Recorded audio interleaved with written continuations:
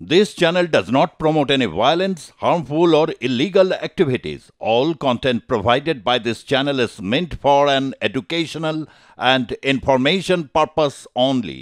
আর কিছুক্ষণ মাত্র সময়ের অপেক্ষা, তারপরে কিন্তু অষ্টমবারের জন্য বাজেট পেশ করতে চলেছেন নির্মলা সীতারামন, কেন্দ্রীয় অর্থমন্ত্রী, এবং সেদিকে তাকিয়ে রয়েছে আম জনতা।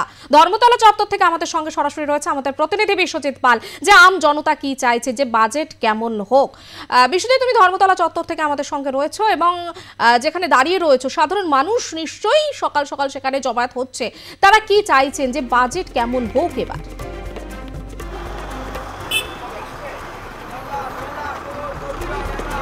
দেখো, অষ্টমবারের জন্য কেন্দ্রীয় অর্থাৎ অর্থমন্ত্রী নির্মলা সীতারামন তিনি তার বাজেট পেশ করতে চলেছেন এবং সেই বাজেট হয়তো আর ঘন্টা দুয়েকের মধ্যেই পেশ করা হবে এবং বেলা 11টা নাগাদ সেই বাজেট পেশ হবে। এবং আমরা এই বাজেট পেশের ক্ষেত্রে আমরা বিভিন্ন সময় যেটা দেখি যে বিরোধীরা বারবার করে বলেন যে এই বাজেট কিন্তু সাধারণ মানুষের জন্য বাজেট হয়নি এবং বড়লোককে বড়লোক করা হচ্ছে এবং গরিবকে আরও নিচে নামিয়ে নেওয়া হচ্ছে এবং মধ্যবিত্তের কপালে কিছুই জোটে না।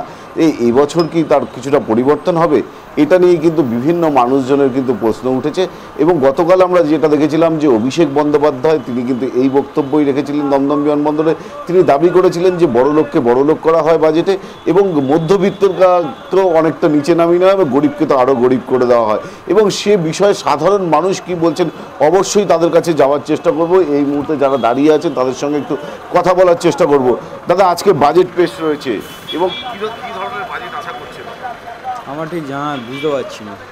দেখো, আমরা চেষ্টা করব, আজকে বাজেট পেশ রয়েছে, কি ধরনের বাজেট আশা করছি? কাল খুলতে যাচ্ছে। আমরা চেষ্টা করব আরো কয়েকজনের সাথে একটু কথা বলার, যারা এখানে রয়েছেন তাদের সঙ্গে। দাদা, আজকে বাজেট পেশ রয়েছে, কি ধরনের বাজেট আশা করছেন?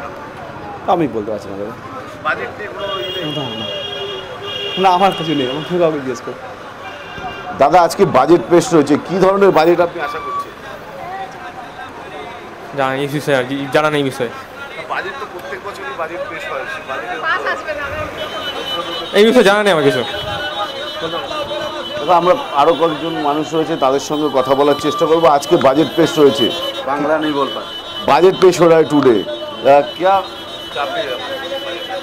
कुछ मालूम नहीं, नॉलेज आई नो आइडिया। দাদা, আজকে বাজেট পেশ রয়েছে, কি ধরনের বাজেট আশা করছেন? দেখো, এখনো পর্যন্ত সেভাবে কেউ মুখ খুলতে চাইছে না, অর্থাৎ বাজেট নিয়ে মানুষের মধ্যে অতটা নেই। এবং আমরা যেটা দেখেছি যে প্রত্যেক বছরই বাজেট পেশের পরেই কিন্তু সাধারণ মানুষ যেটা বলেন যে তারা নিত্যনৈমিত্তিক যা করছেন সেটা করে যাচ্ছেন তারা, অর্থাৎ বাজারে যে জিনিসপত্রের যেভাবে দাম বৃদ্ধি পাচ্ছে তা নিয়ে কিন্তু অনেকেই মুখ খোলেন।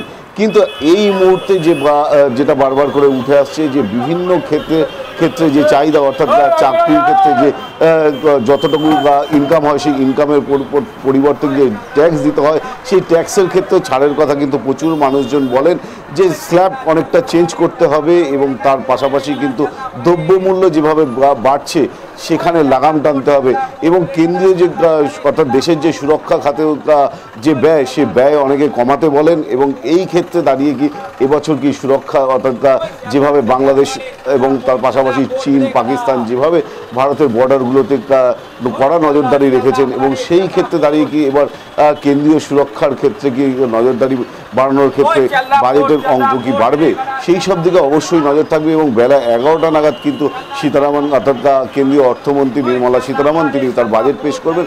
সেই বাজেট আসলে বোঝা যাবে যে মানুষ কি চাইছে এবং সেটা কেন্দ্রীয় অর্থমন্ত্রী কিভাবে সেটা পেশ করছেন সেটাই এখন দেখার বিষয়।